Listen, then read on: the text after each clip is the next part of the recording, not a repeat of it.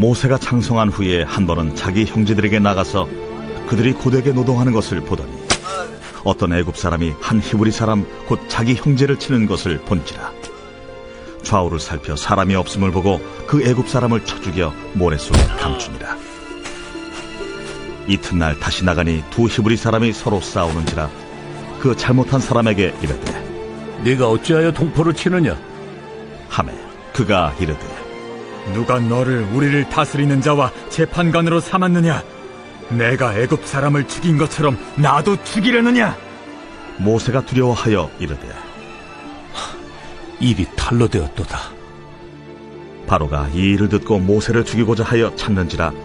모세가 바로의 낯을 피하여 미디안 땅에 머물며 하루는 우물 곁에 앉았더라. 미디안 제사장에게 7달이 있었더니 그들이 와서 물을 길어 구유에 채우고 그들의 아버지의 양떼에게 먹이려 하는데 목자들이 와서 그들을 쫓는지라. 모세가 일어나 그들을 도와 그 양떼에게 먹이니라. 그들이 그들의 아버지 루엘에게 이를 때에 아버지가 이르되 너희가 오늘은 어찌하여 이같이 속히 돌아오느냐? 한 애굽 사람이 우리를 목자들의 손에서 건져내고 우리를 위하여 물을 길어 양떼에게 먹였나이다. 그 사람이 어디에 있느냐? 너희가 어찌하여 그 사람을 버려두고 왔느냐? 그를 청하여 음식을 대접하라. 모세가 그와 동거하기를 기뻐하며 그가 그의 딸 십보라를 모세에게 주었더니 그가 아들을 낳음에 모세가 그의 이름을 게르솜이라 하여 이르되 내가 타국에서 나그네가 되었습니다. 여러 해 후에 애굽 왕은 죽었고 이스라엘 자손은 고된 노동으로 말미암아 탄식하며 부르짖으니 그 고된 노동으로 말미암아 부르짖는 소리가 하나님께 상달된지라. 하나님이 그들의 고통 소리를 들으시고 하나님이 아브라함과 이삭과 야곱에게 세운 그의 언약을 기억하사 하나님이 이스라엘 자손을 돌보셨고 하나님이 그들을 기억하셨더라. 샬롬, 다시 시작하는 아침, 또 오늘도 이 아침에 주시는 그러한 메시지로 인해서 다시 한번 우리가 하나님 앞에 나아가며 은혜로 새롭게 일어서는 시간 되시기를 소망합니다. 이제 출애굽기 본문을 묵상하고 있는데요.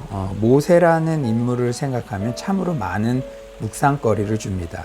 오늘 본문은 모세의 살인 장면이 묘사되고 있어요. 모세는 이후 이스라엘 민족의 지도자로서 하나님께 십계명을 받아 백성들에게 선포하죠. 그런데 저는 그 장면을 볼 때마다 또 오늘 본문의 장면이 오버랩되면서 6계명 살인하지 말라라는 계명을 모세가 전할 때 이 살인 전력이 있었던 모세의 마음은 과연 어땠을까? 이런 여러 가지 생각이 들게 합니다. 모세의 인생도 바울의 인생도 그리고 사역자로 서 있는 저의 인생도 오직 하나님의 은혜라고밖에 설명할 수가 없겠죠. 자격 없어 보이는 자를 통해 역사하시는 하나님의 능력, 약한 그때가 가장 강함이라는 진리를 하나님의 사람들의 인생을 통해 그대로 드러내 주십니다. 이렇듯 모세가 출애굽의 영도자가 되기까지는 하나님의 철저한 훈련 기간이 있었습니다. 먼저 모세는 자신의 한계를 철저히 깨닫게 되었어요. 11절을 한번 볼까요? 오늘 2장 11절에는 이렇게 말씀하십니다. 모세가 장성한 후에 한 번은 자기 형제들에게 나가서 그들이 고되게 노동하는 것을 보더니 어떤 애굽 사람이 한 히브리 사람 곧 자기 형제를 치는 것을 본지라. 모세가 장성한 후에, 이 장성이라는 단어는 단순히 육체적으로 성장했다는 의미뿐 아니라 그의 영향력이 점점 더 커졌다는 그런 의미를 내포하고 있습니다. 바로의 공주의 양아들로서 그는 궁정에서 최고의 교육을 받으며 스스로도 뭔가 할 수 있다는 그런 자신감으로 가득 찼겠죠. 그리고 11절에 한 히브리 사람, 곧 자기 형제를 이란 표현이 있는데요. 그러니까 모세가 히브리 사람들을 자기 형제로 이렇게 여겼다는 것이죠. 그래요. 모세는 애굽 바로의 궁정에서 성장했지만 히브리 민족이라는 자기 정체성을 잃지 않았습니다. 아마 히브리 유모의 그러한 영향이 컸겠죠. 그러므로 그는 자신은 바로의 궁정에서 최고의 대우를 받고 최고의 교육을 받고 자랐지만 동족인 히브리 민족이 고통받는 현실을 보면서 어떻게든 자신이 가진 영향력으로 돕고 싶은 그런 정의감이 있었을 것입니다. 그런데 어떤 애굽 사람이 한 히브리 사람 자기 동족 형제를 이렇게 치는 것을 보게 되어요. 자기 동족에 대한 민족의 혈기왕성한 능력, 자신감으로 가득 찼던 모세는 그만 인생 실수, 최악의 실수, 또 살인을 저지르게 됩니다. 12절을 한번 볼까요? 좌우를 살펴 사람이 없음을 보고 그 애굽 사람을 쳐 죽여 모래 속에 감추니라. 이 장면을 보면 모세가 매우 주도 면밀한 사람임을 알 수 있습니다. 단순한 우발적 범죄가 아니었죠. 좌우를 살피고 범행을 저질렀습니다. 그리고 살인 이후에도 모래 속에 감추었어요. 능력 있는 사람, 똑똑한 사람, 자기 힘으로 모든 것을 덮을 수도 있고 모든 것을 할 수 있다고 여기는 사람들의 그러한 행동 패턴입니다. 하지만 하나님은 이런 인간적 방법으로 히브리 백성을 구원하는 것을 원하지 않으셨죠. 이제 모세가 미디안 광야로 도주할 수밖에 없는 결정적 장면이 등장합니다. 13절입니다. 이튿날 다시 나가니 두 히브리 사람이 서로 싸우는지라 그 잘못한 사람에게 이르되 너가 어찌하여 동포를 치느냐 하매. 모세는 전날 사람을 죽였는데도 그렇게 쫄지 않은 것 같아요. 바로의 왕궁에서 자라서 좀 외람된 말씀이지만 이 간이 배 밖에 나왔는지 다음 날에도 자신이 리더인 것처럼 그렇게 행세합니다. 마치 완전히 페류나인 대기업 자제가 계약직 직원 목숨 하나는 아무렇지도 않은 듯 그렇게 행동하는 그런 모습이 슬쩍 오버랩 되어요. 제가 너무 모세에 대해서 가혹하게 평가를 했나요? 하여튼 그 전날 살인을 저지른 사람의 행동과는 이렇게 어울리지 않을 만큼 그렇게 리더로서 또 이렇게 해라. 아무튼 모세는 아직도 스스로의 한계를 모르는 듯 자신감이 가득 차 있는 모습입니다. 그런데 싸움을 하던 히브리 동족의 말이 모세에게 현타를 가져왔어요. 아, 이거 아니구나. 14절에 이렇게 말씀합니다. 그가 이르되 누가 너를 우리를 다스리는 자와 재판관으로 삼았느냐? 너가 애굽 사람을 죽인 것처럼 나도 죽이려느냐?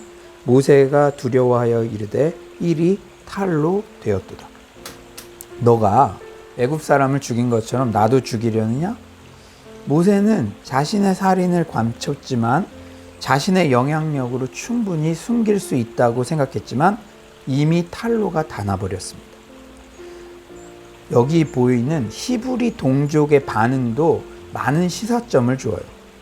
아마 그들은 모세가 애굽 사람을 쳐 죽였을 때는 야, 마음이 다 시원하다. 당신은 우리 민족의 뜨는 별, 라이징 스타, 희망이에요. 그런 식으로 마음 안에 추켜 세웠겠죠. 그 옆에서 실제 말하는 사람이 있었을 수도 있죠. 그런데 자신의 싸움 문제에 모세가 개입하자 너 누군데? 네가 뭔데 내 인생에 개입질이야? 네가 뭔데 내 인생에 태클을 걸어? 이렇게 지금 반응하고 있어요. 여러분, 인간이 어떤 존재입니까? 창조주 하나님도 내 인생에 개입하는 것을 여간해서는 받아들이려고 하지 않는 존재죠. 그러니 아무리 영향력 있는 사람처럼 보여도 그분의 공적인 성과에는 박수를 쳐도 내 인생에 이래라 저래라 지도하는 것은 거부하는 존재가 인간입니다. 그러니 모세처럼 내가 뭐 된 것처럼 스스로 여겨서 타인에게 이래라 저래라 말했다가는 잘못하면 수모를 당하게 돼요. 그 타인의 그 성숙도에 맞게 조언도 하는 것이지 이 돼지에게 진주를 던져서는 안 되는 것처럼 내가 아무리 호의를 가진 조언이라고 하더라도 타인이 그게 준비가 안 되어 있으면 오히려 수모를 당하게 됩니다. 여러분, 자녀 때문에, 주변 동료들 때문에 야, 너가 어쩌면 나한테 그럴 수가 있냐? 너무 흥분하지 마세요. 모세의 실패를 통해 우리는 다른 차원의 위로를 받습니다. 이런 현타, 실패를 경험함으로 그래, 사람은 원래 그런 존재지, 나도 그랬었지, 이렇게 깨닫게 되어요. 하나님께서 이렇듯 하나님의 사람들을 훈련시키는 방법은 이렇게 모세처럼 자신의 한계를 직면하게 하시는 것입니다. 그래야 나를 믿지 않고 하나님을 신뢰할 수 있기 때문이에요. 두 번째로, 하나님은 하나님의 사람들을 훈련시킬 때 인내와 기다림의 훈련을 반드시 시키십니다. 15절에는 이렇게 말씀하세요. 바로가 이 일을 듣고 모세를 죽이고자 하여 찾는지라. 모세가 바로의 낯을 피하여 미디안 땅에 머물며 하루는 우물 곁에 앉았더라. 모세는 이 바로의 궁정의 라이징 스타에서 하루아침에 미디안 광야 떠돌이 신세로 전락합니다. 성경에서 말하는 광야는 고난의 장소요, 인내와 기다림의 장소예요. 하지만 미디안 광야에 40년의 인내의 시간이 있었기에 출애굽의 영도자 모세는 탄생할 수 있었습니다. 우리는 이미 잘 알고 있지 않습니까? 출애굽 이스라엘 백성들 얼마나 불평을 많이 하고 정말 배은망덕한 행동들을 얼마나 자주 했습니까? 그런데 만약 자신감에 가득 차 있고 정의감으로 사람을 쳐 죽였던, 뭐든지 할 수 있을 것 같았던 혈기왕성한 40대의 모세였다면 이 출애굽할 때 이 백성들의 이러한 배은망덕한 행동들을 딱 반응할 때 나 이거 못해 먹겠네 하며 이스라엘 백성들 다 때려 눕혔을지도 몰라요. 하지만 40년의 미디안 광야에서의 인내와 연단의 시간이 있었기에 모세는 역사적인 출애굽 사건의 영도자로서 끝까지 자리를 지킬 수 있었고 온유함이 이 땅에서 가장 뛰어난 자라는 평가를 받게 되었습니다. 그런데 이 오늘 본문에 재밌는 사건은 광야의 고난과 연단의 시간에도 로맨스는 피어난다는 거예요. 6.25 전쟁 중에도 이 전쟁둥이라 그러나요? 이 피난길에서도 새로 태어난 그러한 이 아이들이 있죠. 네, 그래요. 16에서 17절을 한번 볼까요? 16에서 17절. 미디안 제사장에게 7딸이 있었더니 그들이 와서 물을 길어 구유에 채우고 그들의 아버지의 양떼에게 먹이려 하는데 목자들이 와서 그들을 쫓는지라. 모세가 일어나 그들을 도와 그 양떼에게 먹이니라. 이제 광야에서 이제 양을 치죠. 그리고 물을 양떼에게 먹이는데 이제 이 목자의 일, 그 양떼를 치는 일은 일반적으로 이제 남자들이 하는데 이 미디안 제사장은 아들이 없었죠. 딸들만 많았죠. 그러니까 아무래도 그 거친 일을 하는 목자들 세계에서 이 물 먹이는데 자꾸 밀려날 수가 있죠. 여자들이니까. 모세는 광야로 도피하는 가운데 다른 목자들의 공격으로 공경에 처한 여인들이 물 깃는 것을 도와줍니다. 그 여인들 중에는 후에 모세의 아내가 될 십보라도 포함되어 있어요. 사실 모세가 처음부터 추파를 던지기 위해 여인들에게 전략적으로 접근했다기보다는 모세 자체의 캐릭터가 이렇게 약자를 돕고 정의감이 있는 그런 사람이었어요. 저는 이 말씀 묵상하면서 그래, 내가 이 바로의 궁정에서 미디안 광야로 이렇게 도망가는, 어떻게 보면은 하루아침에 막 전락한 그런 상황일지라도 그래도 그 상황에서 남을 돕고 또 어려움 가운데 있는 사람들을 이 일상에서 내가 추락한 것 같은 상황에서도 일상을 어떻게 살아가는지가 정말 중요하구나, 그런 깨달음을 또 주시더라고요. 그런데 이렇게 도왔던 이 일이 계기가 되어서 모세는 미디안 제사장의 사위가 되고 그 집에 정착하게 되고 아이도 낳습니다. 21에서 22절이죠. 모세가 그와 동거하기를 기뻐하며 그가 그의 딸 십보라를 모세에게 주었더니 그가 아들을 낳음에 모세가 그의 이름을 게르솜이라 하여 이르되 내가 타국에서 낳은 애가 되었음이라 하였더라. 저는 이 장면을 보면서 아무리 우리 인생의 광야 같은 연단의 길, 고난의 길을 걷는다 할지라도 하나님은 순간순간 플랜 A가 막히면 또 플랜 B를 열어주시면서 내가 너를 잊지 않았어. 지금도 너와 함께해. 그런 메시지를 주신다는 것을 다시 한번 깨닫게 되었습니다. 이제 오늘 본문의 마지막은 이스라엘 백성들에 대한 하나님의 적극적인 개입을 묘사하고 있어요. 24에서 25절입니다. 하나님이 그들의 고통 소리를 들으시고 하나님이 아브라함과 이삭과 야곱에게 세운 그의 언약을 기억하사 하나님이 이스라엘 자손을 돌보셨고 하나님이 그들을 기억하셨더라. 하나님이 고통 소리를 들으시고 돌보시고 기억하셨다. 예, 이 말씀은 분명히 이스라엘 백성들에게 주신 말씀. 그런데요, 저는 이 모세의 인생과 오버랩되면서 이 말씀이 단순히 이스라엘 백성들에게만 해당되는 게 아니라 모세 개인의 인생에도 기가 막히게 오버랩 되더라고요. 이제 말씀을 정리하겠습니다. 오늘 모세의 스토리를 통해서 하나님께서 하나님의 사람들을 훈련시키는 방법들을 깨닫게 됩니다. 여러분, 코로나19로 우리는 너나 할 것 없이 누구나 다 모든 분들이 이렇게 고백하는데 다 작년 올해 광야길을 걷고 있는 것 같다고 이구동성으로 이렇게 고백하시더라고요.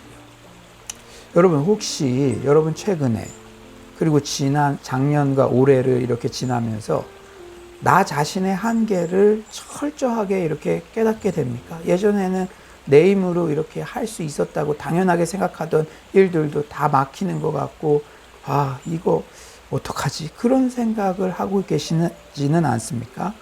또한 현재 내 자신이 광야길에서 연단과 인내의 시간들을 보낸다고 생각되십니까? 그렇다면 모세의 인생을 주목해 보십시오. 이 시기들이 부정되어져야 할 원망과 불평으로 보내야 할 시간이 아니라 하나님의 사람으로 훈련받고 있는 시간입니다. 여전히 나의 모든 신음소리까지도 들으시고 돌보시고 나에 대한 약속의 말씀을 기억하시는 하나님을 신뢰하며 이 광야의 길에서 훈련받을 것들을 정말로 멋지게 훈련을 받고 모세와 같이 하나님께 멋지게 쓰임받는 인생들 되시기를 간절히 축원합니다. 이 시간 기도하도록 하겠습니다.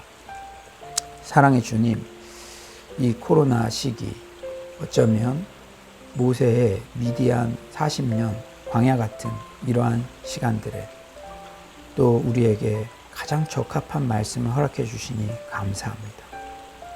하나님, 모세의 인생 전체를 볼 때, 또 성경 전체를 긴 안목으로 볼 때, 우리의 인생도 긴 안목으로 볼 때 어떤 시간도 의미 없는 시간은 없고 하나님은 절대 실수하지 않으시고 그 시간에 매듭마다 우리에게 주시는 교훈이 있는 줄 믿습니다. 철저하게 내 자신의 한계를 깨닫게 하시고 또 인내와 광야 같은 그러한 기다림의 시간들을 겪게 하시고 또 그것을 통해서 하나님께서 나를 하나님의 사람으로 연단하시고 빚으시고 계시다는 사실을 깨닫게 하심에 너무나 감사드립니다. 주님, 코로나19로 이 광야 같은 시간 모두 힘듭니다.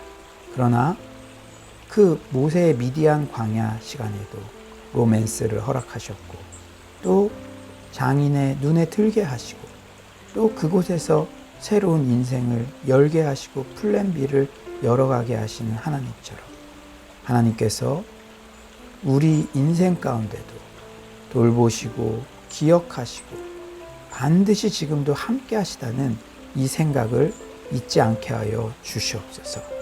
주님께서 오늘도 이렇게 귀한 말씀 주신 감사드리며 오늘 이 아침에도 다시 시작할 수 있는 새 힘을 허락하여 주시옵소서. 주님을 찬양하오며 예수님의 이름으로 기도드립니다. 아멘. 예, 이 시간에 우리가 오늘 말씀 생각하면서 주님, 제가 지금 겪고 있는 이 시간들을 모세의 관점에서, 성경의 관점에서, 하나님의 관점에서 새롭게 해석할 수 있는 힘을 허락하여 주시옵소서. 하나님께서 나를 귀한 하나님의 사람으로 연단시키고 있는 시간이라는 것을 잊지 않고 나와 우리 가정과 우리 자녀들이 정말로 하나님의 사람으로 잘 훈련받아서 하나님께 귀하게 쓰임받는 인생들 되게 해달라고 우리가 자유롭게 기도하신 후에 돌아가도록 하겠습니다.